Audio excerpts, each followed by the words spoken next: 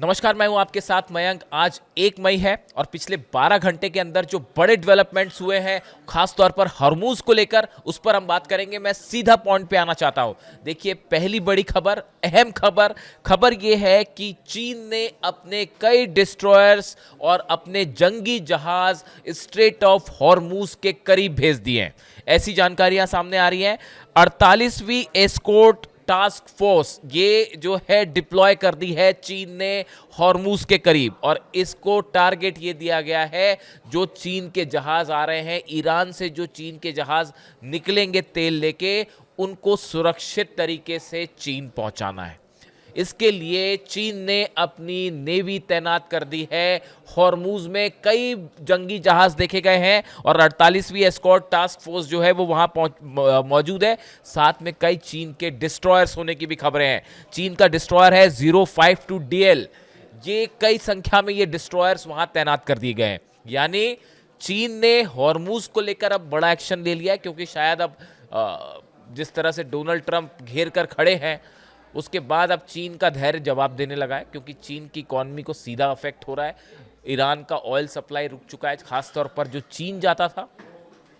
उसके बाद अब चीन ने ये बड़ा कदम उठाया है और अपनी नेवी को जो है भेज दिया है स्ट्रेट ऑफ हॉर्मूज, और अदन की खाड़ी में भी कुछ जहाज पहुंच गए हैं चाइना के। इस तरह की खबरें हैं जो कि कई अलग अलग डिफेंस सोर्सेज से बाहर आ रही हैं, और इसमें डिस्ट्रॉयर्स भी हैं। यानी चीन का प्लान साफ है कि डोनाल्ड ट्रंप भले अपना जो है जहाज लेके खड़े रहे, लेकिन हमारे जहाज़ों को छूने की ज़रूरत नहीं है। हम ईरान के साथ अपना तेल का व्यापार जारी रखेंगे। अब ये एक ऐसा मौका है इस जंग में जब सीधे तौर पर चीन की जो ये एस्कॉर्ट टास्क फोर्स है, इसके जहाज और अमेरिका के जहाज आमने सामने हो सकते हैं। देखिए, मामला अब यहाँ से जो है थोड़ा सा बिगड़ता जा रहा है, और मामला जो है वो ईरान और अमेरिका के बीच था, अब ये ऑयल वॉर में बदल रहा है।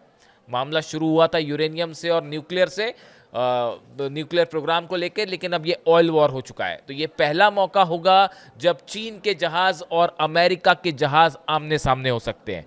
देखिए, इसके अलावा ये भी बताया जा रहा है कि जिस तरह से डोनाल्ड ट्रंप ने ये फैसला किया है कि अभी लंबे समय तक चल सकता है, जो नाकाबंदी कर रखी है ये लंबे समय तक चल सकती है, और डोनाल्ड ट्रंप इसको बड़ा सफल बता रहे हैं। ऐसी सूरत में चीन ने ये फैसला कर लिया है कि अब अमेरिका को सप्लाई होने वाला रेयर अर्थ मटेरियल और बाकी का जो सामान है जो कि अमेरिका चीन से आयात करता है, इस पर रोक लगाई जा सकती है। देखिए, मैंने आपको पहले ही कहा था, 4-5 दिन पहले मैंने जो वीडियो बनाया था उसमें मैंने आपको कहा था कि चीन की तरफ से जो पहला एक्शन होगा वो अमेरिका को सप्लाई होने वाला रेयर अर्थ मटेरियल जो है वो रोक दिया जाएगा। और वैसा ही होता आगे बढ़ता दिख रहा है मामला कि अमेरिका जो सामान जाता है चीन से वो रोक दिया जाएगा। ट्रंप का दौरा है चाइना का, उसके पहले ये सब डेवलपमेंट बता रहे हैं कि तनाव चरम पर पहुंचता जा रहा है अमेरिका और चीन के बीच में।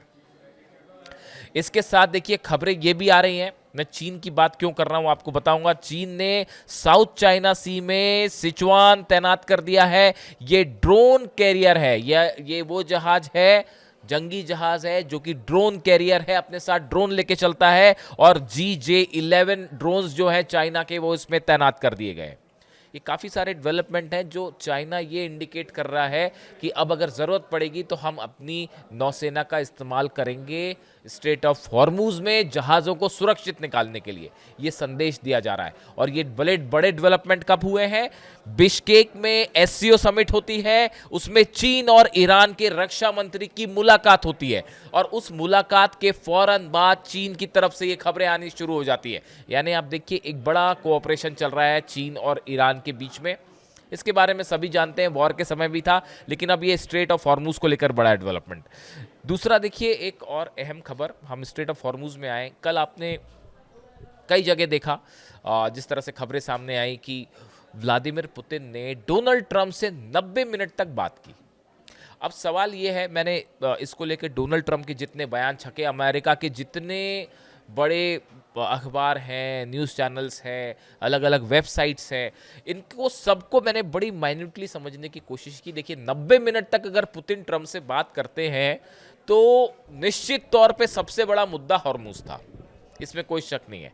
अब इसमें पुतिन क्या कहना चाह रहे हैं और डोनाल्ड ट्रंप ने क्या जवाब दिया, इसमें मैं बड़ा खंगालता रहा। जो सबसे इंपॉर्टेंट बात निकल के सामने आई वो ये, डोनाल्ड ट्रंप ने खुद ही ये बात बताई कि पुतिन ने ये प्रस्ताव सामने रखा है कि ईरान का जो यूरेनियम है उसको लेकर रूस जो है वो बड़ी मध्यस्थता कर सकता है, और शायद पुतिन ने अपना वो प्रस्ताव फिर से दोहराया कि अगर जरूरत है तो ईरान अपना यूरेनियम हमें सौंप दे, हम इसके लिए तैयार हैं। इस तरह की बात संभवतः पुतिन ने सामने रखी।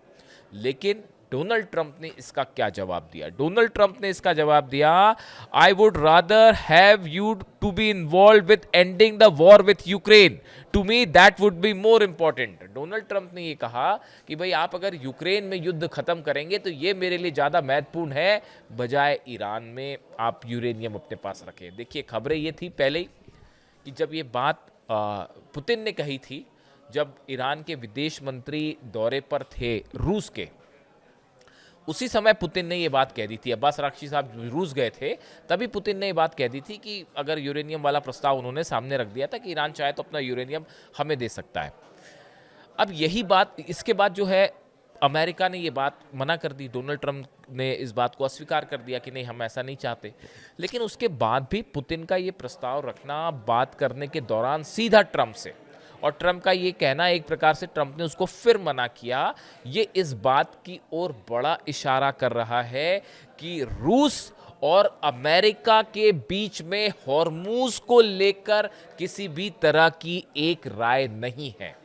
यानी हॉर्मूज पे भी जिस तरह से चीन और अमेरिका आमने सामने हैं, बिल्कुल इसी तरह से हॉर्मूज को लेकर भी पुतिन और ट्रंप, इन दोनों की अलग अलग राय है। नतीजा यह है कि हॉर्मूज अभी भी फंसा हुआ है।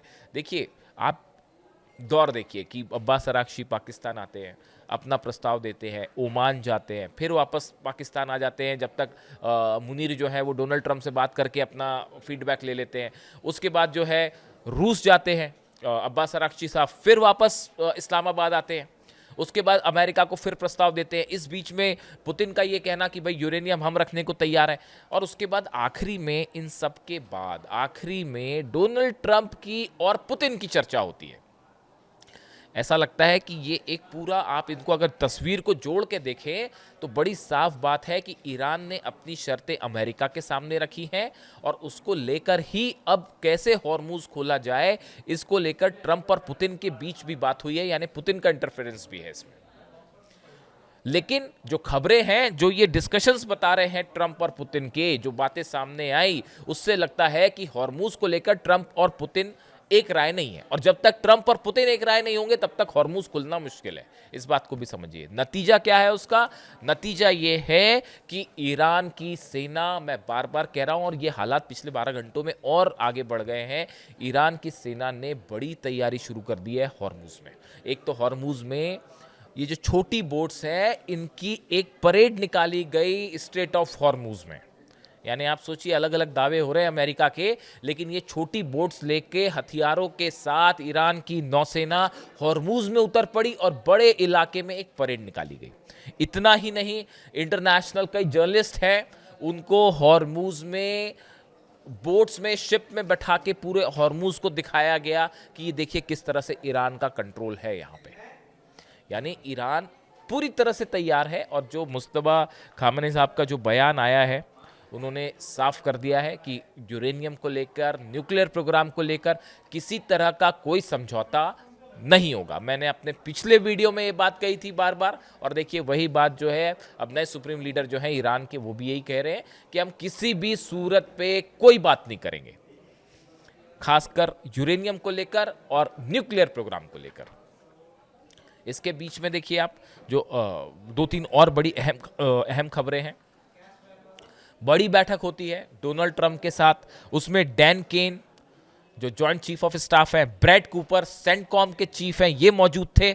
बताया जाता है इस बैठक में डोनाल्ड ट्रंप को सेना के इन अधिकारियों ने एक बड़ा वॉर प्लान तैयार करके दिया है कि कैसे ईरान पर एक बार फिर हमला किया जाए। और अब जो बताया जाता है कि एक बार फिर अमेरिका की तरफ से हमला होगा, और हमला करने के बाद ईरान पे फिर दबाव बनाया जाए कि अब आप प्रस्ताव पर सिग्नेचर करिए और डील करिए। यानी हालात फिर वही जो पहले 12 दिन में जो ना कर पाए, 12 दिन की जो जंग हुई थी पिछले साल उसमें ना कर पाए, उसका 40 दिन की जंग में नहीं कर पाए, अब फिर कुछ करने की कोशिश है कि भाई ब्लॉक तो हॉर्मुज ईरान मानने को तैयार नहीं है, अपना यूरेनियम देने को तैयार नहीं है और वो किसी तरह से नहीं झुकेगा, ये बात साफ है। तो अब ईरान को कैसे झुकाया जाए इसको लेकर एक फिर प्लान तैयार कर दिया गया है अमेरिका की सेना की तरफ से, जो डोनाल्ड ट्रंप को बताया गया, और उसमें जो प्लान है कि एक बार फिर स्ट्राइक की जाए, एयर स्ट्राइक हो, मिसाइल से स्ट्राइक हो, और उसके बाद फिर ईरान से बात की जाए। लेकिन अभी तक ये बात पता नहीं क्यों समझ नहीं आ रही अमेरिका को अब तक कि आप उससे क्या हासिल करेंगे। अगर आप ईरान पे हमले करेंगे भी तो उससे आप क्या हासिल करेंगे। आप अगर ईरान के एनर्जी सेंटर्स पे हमले करेंगे तो उस समय ईरान क्या कर रहा होगा ये भी सोचना चाहिए आपको। उस समय बाबल मंदेब का क्या होगा ये भी सोचना चाहिए आपको। सऊदी अरब के तेल के कुओं का क्या होगा ये भी सोचना चाहिए। यूएई की जितनी ऑयल रिफाइनरीज हैं उसका क्या होगा। जॉर्डन में जो हालात है उसमें क्या होगा। बहरीन की कंपनीज का क्या होगा। आईटी फर्म्स का क्या होगा। तेल की जितनी पाइपलाइंस है सऊदी अरब में उसका क्या होगा ये भी सोचना चाहिए कि फतह 2 क्या कर रही होगी, खुर्रम शहर क्या करेगी और सेजिल क्या करेगी ये भी सोच लीजिए। और अबू मेहदी जो एंटी शिप मिसाइल्स हैं वो अगर एक साथ 200-300 मिसाइल्स फायर हो गई तो कितने जहाज़ों पर क्या हमले हो सकते हैं ये भी बड़े देखने की बात है। यही कैलकुलेशन करके अब तक हमला नहीं कर पाए, अब तक हमला नहीं किया। लेकिन अब बताया जा रहा है कि भाई एक और प्लान तैयार है और डोनाल्ड ट्रंप कह रहे हैं कि अच्छा, डोनाल्ड ट्रंप के बयान भी बड़े हैरान करने वाले थे, कल आपने देखे ही होंगे। हालांकि उस पर ज़्यादा गंभीरता से लेने की ज़रूरत नहीं है, कोई भी नहीं लेता तो बात करने का भी ज़्यादा फायदा नहीं है। बट आप देखिए फिर भी तूफान आ रहा है कह रहे हैं, खुद ही कह रहे हैं कि तूफान आने वाला है। फिर ये कह रहे हैं कि I am no more a mister nice guy, अब मैं अच्छा इंसान नहीं रहा हूँ। फिर उसके बाद जो है वो उन्होंने एक वो अपने हाथ में गन लेकर जो तस्वीर एआई से बनी तस्वीर दिखाई टर्मिनेटर अंदाज में, काला चश्मा, काला कोट, काली टाई लगा के वो हाथ में गन लेके खड़े हुए हैं। तो मैं देख रहा था कि मतलब क्या ही बोला जाए, कॉमिक कैरेक्टर्स जो होते हैं ना उस टाइप का हालात है वो, और क्या ही कहा जा सकता है।